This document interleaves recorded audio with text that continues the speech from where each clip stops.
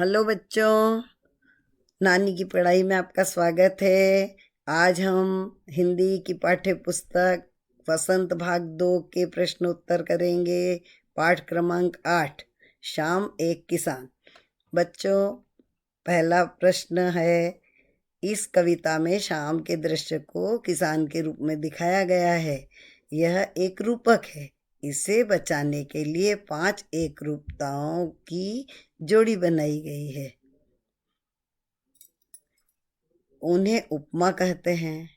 उपमा यानी एक से तू किसके जैसा दिखता है, तुम उनके जैसे लगते हो, ऐसे जैसे अपन इसका रूप उसके संग जोड़ते, इसी तरह पहली एक रूपता उन्होंने किसके संग जोड़ी है?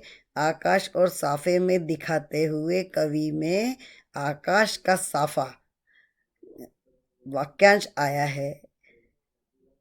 इसी इसी तरह तीसरी एक रूपता नदी और चादर में दिखाई गई है। मानो नदी चादर सी हो। अब आप दूसरी, चौथी और पांचवी एक रूपताओं को खोजकर लिखिए उत्तर। दूसरी एक रूपता चिलम और सूरज में बताई गई है। यानी जो चिलम होती है जिसमें लाल लाल अंगारे नजर आते हैं चिलम फूकते समय, उसी तरह सूरज भी लाल लाल दिख रहा है चिलम की तरह। और ऐसा लग रहा है जैसे वो पहाड़ उसे चिलम जैसा खींच रहा हो अपनी ओर। चौथी एकरूपता पलाश के जंगल की अंगीठी सी बताई गई है। यानी पलाश पलाश के जो पेड़ हैं उनके फूल हैं वो लाल लाल अंगारों की तरह दिखते हैं, अंगीठी की तरह। तो उसकी एकरूपता कैसी बताई है कि पलाश के जो फूल हैं वो अंगीठी की तरह दिखाए गए हैं। पांचवी एक रूपता अंधकार पेड़ों का गल्ला सा।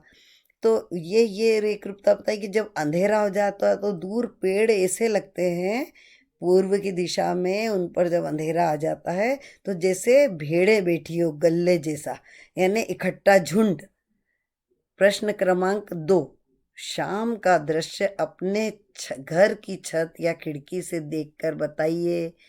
आप लोग कभी ऊपर अपने घर की छत पर जाकर देखना बच्चों, तो कैसा महसूस होता है? शाम कब से शुरू हुई, तब से लेकर सूरज डूबने में समय कितना लगता है? ग, इस बीच आसमान में क्या क्या परिवर्तन आते हैं?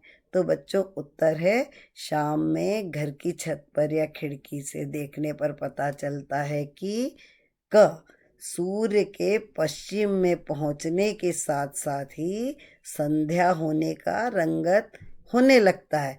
यानी जब सुबह का सूर्य कैसा रहता है, चमकीला तीखा तेज धूप वाला, पर शाम ढलते ढलते कैसा होने लग जाता है बच्चों कि ऐसा थोड़ा छाँव धुंधल का, धूप में ठंडक आ जाती है और आकाश में लालिमा छाने लगती है, सूर्य का रंग भी लाल हो जाता है। शाम से सूरज के डूबने तक में लगभग 1 से 1.5 घंटे का समय लगता है। इसी बीच आसमान में लालिमा छा जाती है, नारंगी रंग, बैंगनी रंग, और बादलों में से आकाश और दिशाएं ढक जाती हैं। प्रश्न 3, मोर के बोलने पर कवि को लगा जैसे किसी ने कहा हो, सुनते हो? नीचे दिए गए पक्षियों की बोली सुनकर उन्हें भी एक या दो शब्दों में बांधिए। अपन जब जैसे कवि ने कैसा सोचा मोर की आवाज से कि सुनते हो, इसी तरह ये पक्षी अगर बोलते तो कैसा महसूस होता है? देखो, कबूतर बोलता है, कबूतर की बोली, कौवे की बोली, मैना की बोली, तोता, चील और हंस की बोली। तो अब इनके उत्तर क्या है? कबूतर का बोला कैसा लगता है? कबूतर बोल रहा है, कहाँ जा रहे हो कौआ? सुनो, रात ना होने दो। मैना, तुम मनमोहक हो। तोता, तुम्हारा समय निराला है। चील बोलती है, थोड़ी देर और रुको। हंस, तुम्हारा कोई मुकाबला नहीं।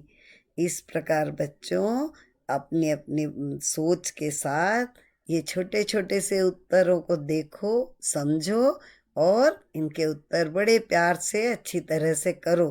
और वही मेरे चैनल को लाइक करो, सब्सक्राइब करो और बेल आइकन दबाना मत भूलो। ओके।